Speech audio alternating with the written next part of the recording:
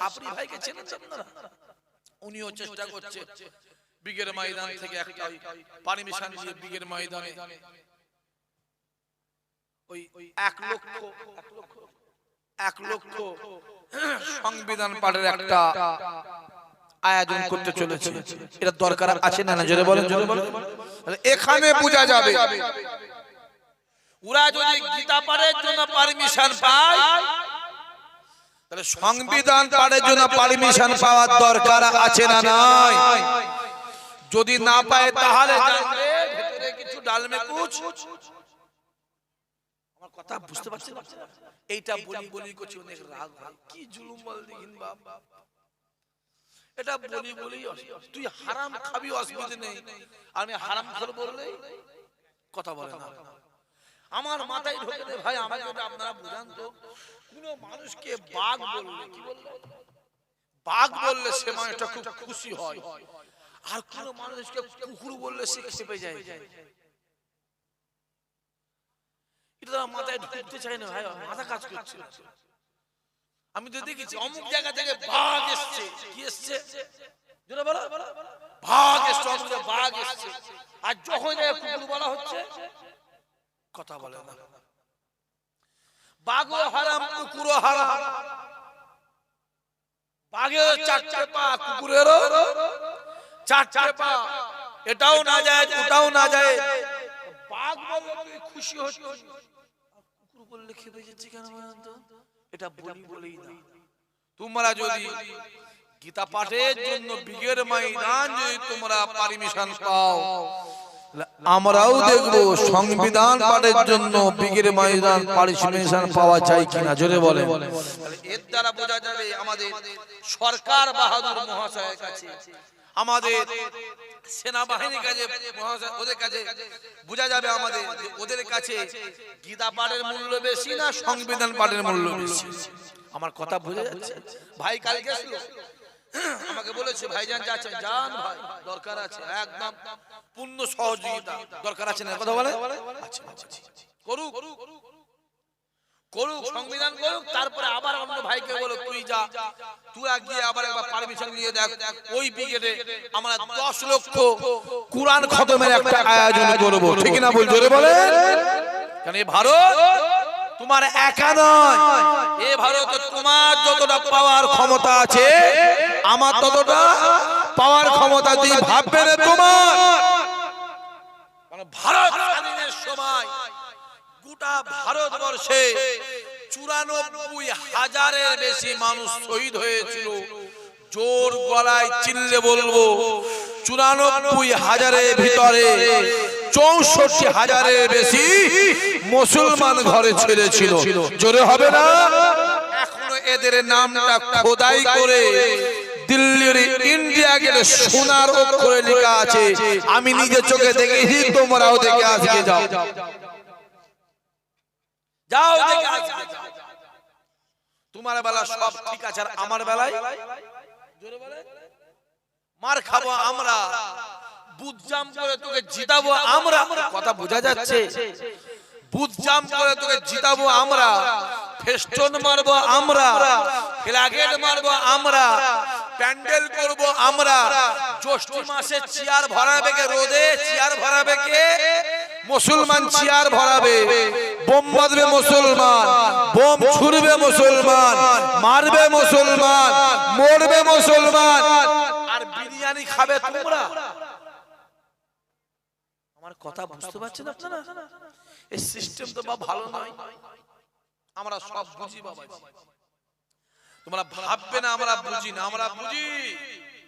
তামান্না বোনটাকে বোম দিয়ে মেরে দেওয়া হলো, মনে আছে না? কথা বলে বোম মেরে দেওয়া হলো, বোম মেরে মরে গেল। 12 বছরের বোনটা মরে গেল। তাকে একটা গ্রামের কেউ মেম্বার দেখতে গেল। মায়ের কোল খালি হয়ে গেল, তাকে একটা গ্রামের মেম্বার কেউ দেখতে গেল। আর একটা বিজেপির এমপি মার খেয়ে কলিকাতার হসপিটালে ভর্তি হলো। আমাদের মুখ্যমন্ত্রী ফুল নিয়ে গিয়ে তাকে দেখতে যাচ্ছে, মনে আছে না? নেই? জোরে বলে। এই কথা বুঝতে পারেন না? ও তার মানে ভেতরে ভেতরে সব কথা বুঝতে পারেন না? বাবলা কাঁটা দেখেছেন? বাবলা কাঁটা দেখেছেন সামনে ফাঁকা আর ভেতরে কথা বলে বাবালা কাটা দেখেন না সামনে ফাঁকা আর ভেতরে জুড়া। আমি তো বলবো বাসি ভাত আমাকে যে পান্তা ভাত বলে পান্তা ভাত আর গরম ভাত এক না আলাদা এক জানবেন। ওরাও চাল থেকে পান্তা হচ্ছে আমার কথা বুঝতে পারছেন আর এটাও চাল থেকে গরম ভাত হচ্ছে। পানি দিলে পান্তা আর গরম রাখলে গরম ভাত। বিরিয়ানি আর সাদা ভাত এক না আলাদা একই জিনিস জানবেন। বিরিয়ানি শুধু রংটা দিয়ে দিচ্ছে কালারে বিরিয়ানি হয়ে গেল আর রং না দিলে সাদা ভাত। তরকারিটা মিশিয়ে দিলে বিরিয়ানি আর না মিশালে কথা বুঝতে পারছেন সব ভেতরে ভেতরে এক। মুসলমানকে কিভাবে নিধন করব, মুসলমানকে কি করে পেশাব করব, মুসলমানকে ছোট করব, গোটা সব জায়গায় চলতে মাথায় রেখে দেবে। যতই চেষ্টা করুক ওরা, যত চেষ্টা করুক, দিন দিন দিন দিন আমার আল্লাহ মুসলমানদের চোখ খুলে দিচ্ছে। আর খুশির বিষয় মুসলমান বুঝতে শিখেছে। জোরে হবে না সুবহানাল্লাহ?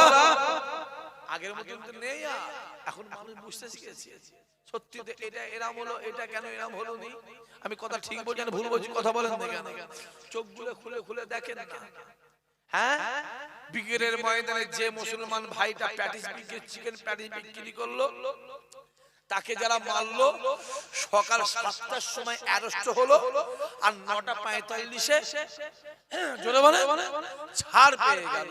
আর আমার আপনার ঘরে গরিবের ছেলেগুলো সলিমউদ্দিন, কলিমউদ্দিন, আব্দুর রহমান, আব্দুর রহিম কেস খেয়ে জেলখানায় কেউ 3 মাস, কেউ 6 মাস, কেউ 1 বছর। ঠিক বলছি না ভুল বলছি কথা বলেন? হ্যাঁ, চালাকি পেয়েছো, চালাকি পেয়েছো, চালাকি। যত জুলুম করে করে গে যাও, শেষ বিদায়, শেষ বিদায় আছে না নাই? বলে গোসা বাবা শুনছি ওখানে কি একজন মানুষ আছে বনগার কিছু মানুষ, আমি নিজে জিজ্ঞেস করেছি, শুনে মুরব্বী মানুষ আপনি, এই বৈশাখ মাস, জ্যৈষ্ঠ মাস, চৈত্র মাস, হ্যাঁ রাস্তা গরম, খালি পায়ে হাঁটছেন, জুতো পরেলেন না? আমায় কি বলে জানেন ভাইজান, ফুরফুরা দরবার, 5 হুজুর কেবলা, দাদা হুজুর কেবলা, হ্যাঁ কোন জায়গায় পা দিয়ে জানি না, মুরিদ আমরা হুজুর। আমি চাই না হুজুর আমার পায়ের উপর, ওনার পায়ের ছাপের উপর আমার জুতো পড়ুক। আমি এখন আপনাকে বসে বসে বসে বসে আমি আপনার নামটা বলে দিতে পারি। ভাবছো কি বাংলাদেশের নেশারউদ্দিন সাহেব ফুরফুরায় আসতেন, হেঁটে হেঁটে খালি পায়ে আসতেন, জোরে হবে না সুবহানাল্লাহ? এখনো আছে, আছে না নাই? সংখ্যাটা সৌদি আরবে ঢুকবে, জুতরা খুলে দিয়ে খালি পায়ে আসছে। আহা, খালি পায়ে এসে আল্লাহর কাবায় দাঁড়িয়ে গেলেন। আল্লাহর কাবায় দাঁড়িয়ে গিয়ে আল্লাহর কাবাকে তওয়াফ শুরু করলেন। 7 তওয়াফে 7 চক্করে 1 তওয়াফ। ইমামে আজমুল উলামা কাবা শরীফটা তওয়াফ করে 1 পা 2 পা করে মাকামে ইব্রাহিম বলে একটা জায়গা আছে, মাকামে ইব্রাহিমের সিধে সিধে এক জায়গায় দাঁড়িয়ে দাঁড়িয়ে 2 রাকাত ওয়াজিব তওয়াফ নামাজ পড়তে হয়। ইমামে আজম হুজুর আমার ফজরের পরে তওয়াফ শেষ করে 1 পা 2 পা করে মাকাম ইব্রাহিমের সামনে দাঁড়িয়ে দাঁড়িয়ে 2 রাকাত নামাজে 1 খতম কোরআন পাক খতম করেছিলেন। আরো জোরে হবে না? সেই ইমামে আজমকে নিয়ে যাচ্ছে কোথায়? জোরে বলে জেলখানায়। আমার দোষ কি রে হুজুর? আপনি একটা মহিলা সে কি সর্বনাশ করেছে বাবা? আমি হুজুর কেঁদে কেঁদে বলল, আল্লাহ আমি আবু হানিফা আমার জ্ঞানত অবস্থায় জীবনে কোনদিন নামাজ কাজা করে না। আমি আমার জ্ঞানত অবস্থায় কোনদিন তাহাজ্জুদের নামাজ আমার আজ পর্যন্ত একদিনও কাজা হয় না। আল্লাহ আমায় নিয়ে যাচ্ছে, চলো জালেমদের উপরে জালেমদের জুলুম করবে, চল হুজুরকে নিয়ে গিয়ে জেলখানায় ঢুকিয়ে দিল। জেলখানায় রাসূলুল্লাহ কোথায় ঢুকালো? শিহাবে আবু তালেব। ক বছর? 3 বছর ছিল। 3 বছর কেউ নবীর কাছে যেতে পারে না, কাউকে যেতে দিত না। আর নবী কারো কাছে যেতে পারতেন না, বন্দী করে আছে, একদম অর্ডার, কেউ যাবে না। মুহাম্মাদের ধারে বারে কেউ যাবে না, অর্ডার, কিচ্ছু করার নেই, জালেমদের অর্ডার হয়ে গেছে। আল্লাহ নবী আমার ঘরের ভিতরে বসে বসে আল্লাহ পাকের কাছে কাঁদতো, আয় রব্বুল আলামিন আল্লাহ, আয় আমার আল্লাহ, আয় আমার আল্লাহ, আমি কারো কাছে যেতে পারি না, কাউকে আমার কাছে আসতে দেওয়া হয় না। ও রব্বুল আলামিন আল্লাহ পাক, তুমি আমায় বলে দাও, তুমি আমায় জানিয়ে দাও, আমি কার কাছে কালেমার দাওয়াত দেব, কার কাছে কোরআনের দাওয়াত দেব, কার কাছে ঈমানের দাওয়াত দেব, কার কাছে ইসলামের প্রচার করব।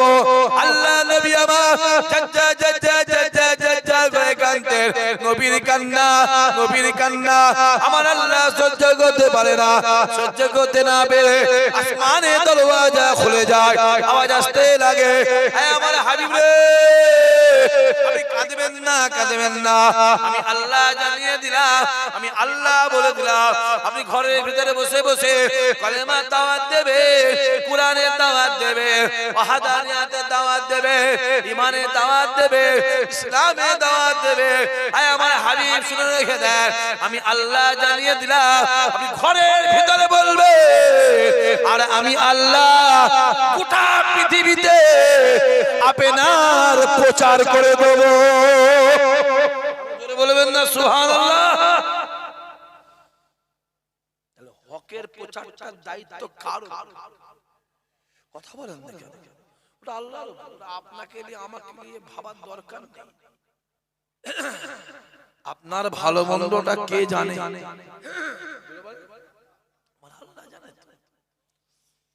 কদিন বাঁচবো আল্লাহ জানে না, জানে না? কথা বলেন না কেন?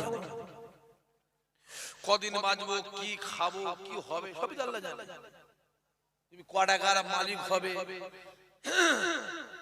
তুমি কত রেখাত নামাজ পড়বে, তুমি কবার হজ করবে, তুমি কত টাকা মাদ্রাসায় দেবে, কত টাকা মসজিদে দেবে, কত টাকা দান খায়রাত করবে, আমার আল্লাহ জানে না, জানে না? জোরে বলে, যদি বলেন বিশ্বাস আছে তো, এটা আমাদের ঈমান। তাহলে আমি আপনাকে বলবো, আমি তো জানি, আপনি জানেন কতদিন বাঁচবো না বাঁচবো, ক টাকার মালিক হবে। এত দুনিয়াতে লাপালাপি, মারামারি, হুড়োহুড়ি করার দরকার কি? আপনি ঘরে শুয়ে থাকলে ওইটা হবে না, হবে না? জোরে বলেন, কথা বলে না কেন? হবে না, হবে না? আর যত দুনিয়ায় হই হই করেন, যত আচরা আচরি করেন, ওটা হবে না, হবে না? জোরে বলেন, ওটাই তো হবে। এক ইঞ্চি এদিকে যাবে, কথা বলে, এক ইঞ্চি ওদিকে যাবে, ওইটাই হবে। আল্লাহ তো একদম লিখে কমপ্লিট করে স্টাম্প মেরে দুনিয়াতে ছেড়ে দিয়েছে। আরে মেয়েগুলো কে চিল্লাচ্ছে ওখানে? এত চিল্লা, একদম নিজে গুনাহগার হচ্ছে।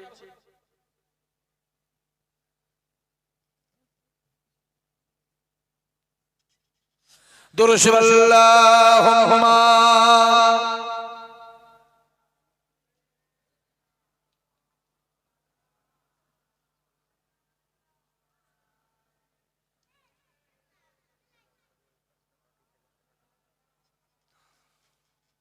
ওকে ফোনে বলে দাও না, বলো ভাইজান মাইক আছে, বলো ভাইজান মাইক আছে, তাহলে বলো ভাইজান মাইক আছে, তাতে হলো হলো, না হলো না হলো, বাদ দিয়ে দাও।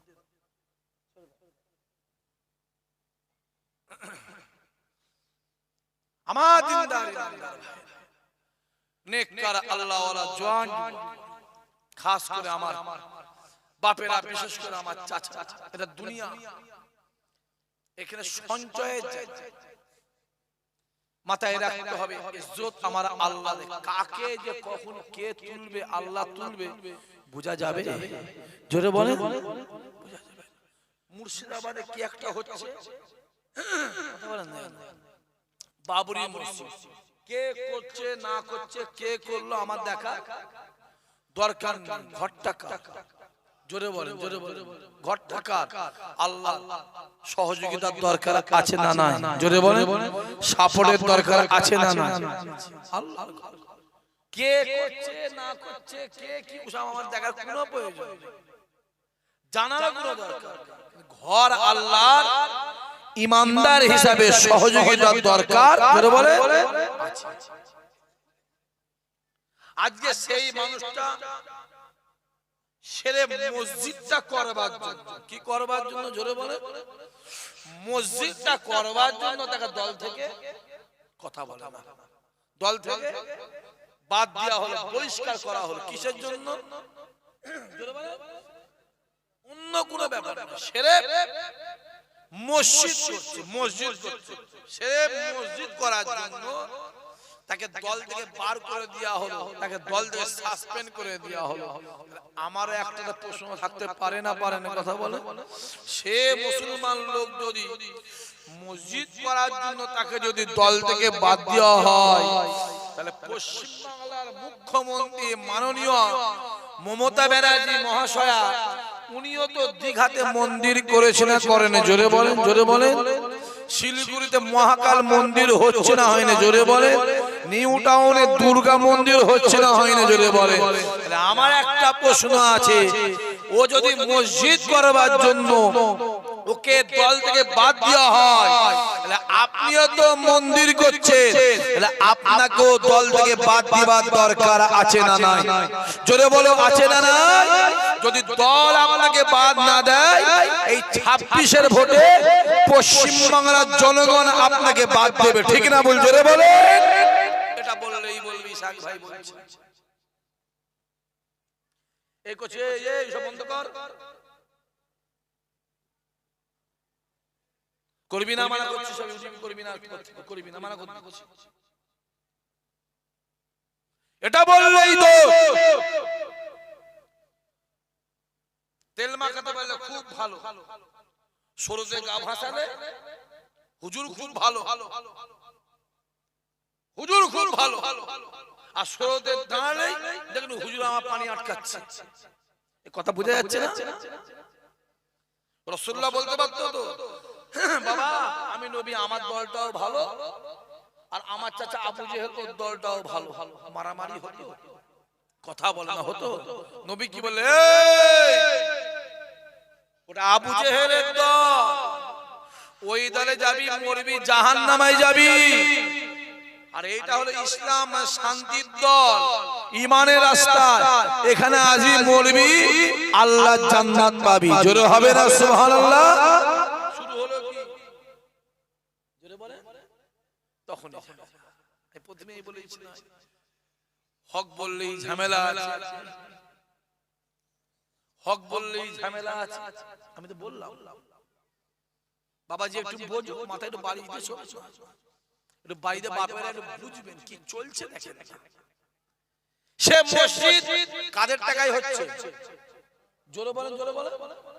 মুসলমানের টাকায় হচ্ছে। কেন? মসজিদে কোনো গায়ের কমের টাকা, জোরে বলো, কোনো যাকাতের টাকা চলে না, কোনো ফিতরার টাকা জোরে বলে চলে না, কোনো সদকার টাকা চলে না। আরে ওদের টাকা গায়ের কম তো দূরে, ওদের টাকা ফেলে দিকে যা, আমাদের কোনো যাকাতের টাকাও চলে না। মসজিদ এমন একটা জায়গা, এমন একটা ঘর, এমন একটা জায়গা যেখানে গেলে আমার আল্লাহকে দেখা যায়। জোরে হবে না সুবহানাল্লাহ? আমাদের টাকায় মসজিদ হচ্ছে, তাতে বাধা আছে না নাই? জোরে বলে। আর যে কটা মন্দির হচ্ছে ওদের আমাদের টাকা আছে না না? তো সরকারি টাকা, তুমিও ট্যাক্স দাও, ও দেয়, আপনিও দেন, আমিও দিই। আমাদের কোনো ইশারা সাহেবে কোন জলসা জুলসে অন্য কোন কমের টাকা নেওয়া হয়? কথা বলেন। আমাদের চলে না, চলে না। আমাদের ছাড়া যত আছে আমাদের না নিলে ওদের চলে বলে, ওদের চলবে বললেই অসুবিধা আছে। তোরা পুজো করবি, তোদের টাকা লাগবে, আমাদের চলবি কেন? তোরা কেন রাস্তায় হাত পা তুলবি? তোরা তোদের কাজ করে যা। এই কথা ঠিক না ভুল কথা বলে গেল? তোদের পুজো করবি কি তোদের কি করবি তোদের ব্যাপার, আমার জানা দরকার নেই। তোরা আমাদের টাকা নিয়ে করবি কেন? তাহলে আমরা বলবো আমাদের ছাড়া তোদের, জোরে বলে তোদের তোরা এত বড় নির্লজ্জ, আমাদের নেবি আবার আমাদের হয়, জোরে বলে ছোবলে মারি, আমাদের দুধ পানি খাবি আর আমাদের ছোবলে মারি। যদি ক্ষমতা তোরা আমাদের বাদ দিয়ে করবি জানা, কেন নির্লজ্জের মধ্যে রাস্তায় হাত পাতিস? কেন নির্লজ্জের মধ্যে গাড়ি ধরিস? হ্যাঁ, লজ্জা শরম নেই, বিহায়া তোদের পয়সা ধর্ম করে যা। আমরা জোর করে বলতে পারি আমাদের ধর্মের কোন কাজে তোদের টাকা জোরে বলো লাগে না, দরকার নেই, দিবি না, মানা করছি। আমার কম যদি রাস্তায় ধরে তোদের টাকা তোমার লাই, টাকা দেবে না, ওর নামে গিয়ে থানায় গিয়ে কেস করে মানহানি মামলা করবে। আমি অর্ডার দিচ্ছি তো, বলে দিচ্ছি। দেখতে পাও কি চলছে? আমাদের নিবি, আমাদের খাবি, আমাদের ছোবল মারবি, হই হই করছো। এই কদিন আগে আমাদের কলকাতার ব্রিগেড ময়দানে কি হলো?